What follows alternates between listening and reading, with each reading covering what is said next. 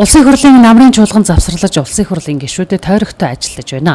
Улсын хурлын гишүүн Батнасангийн хувьд гишүүнээр сонгогдож тангараг өргөснөөс хойш 3 дахь удаага энхүү тойрогтой ажиллаж байгаа бөгөөд энэ удаад Монгол Улсын чуулган сая одоо 2 сарын 10 завсарлаж байгаа. За энэ хугацаанд бол нэлээд олон хуулийг батлан гаргасан. За бие даасан 22 хууль гарлаа.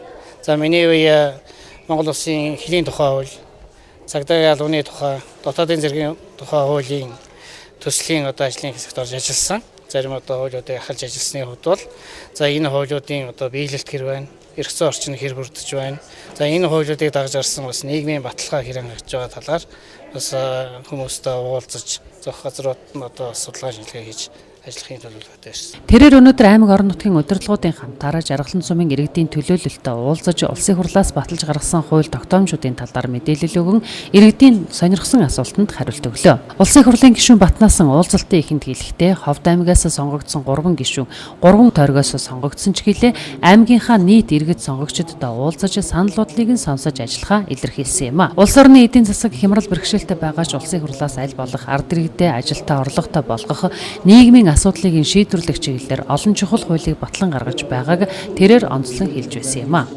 За ахмад насны тухай хууль, за малчдын тэтгэврийн насыг наашлуулах, за олон хүүхдтэй эхчүүдийн одоо ажилласан жилийг 1.5 жилээр тоосох гэх мэтийн нийгмийн шин чанартай олон хуулиуд гарсан. За энэ хуулиудад бид тодорхой хэмжээний тайлбар өглөө. За иргэд маань мэдээлэл сайтай байгаа юм байна.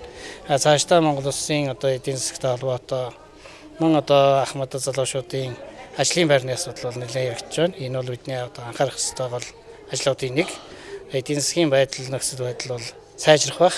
За ажлын байр нэмэгдүүлэх талаар их хурлын гишүүнээ бас тодорхой хэмжээний хууль эрх зүйн орчин бас бүрдүүлж ажиллана гэж бодож байна. Улсын хурлын гишүүн Батнасан өнөөдрөөс эхлэн энхүү тойрогтой ажиллаж байна.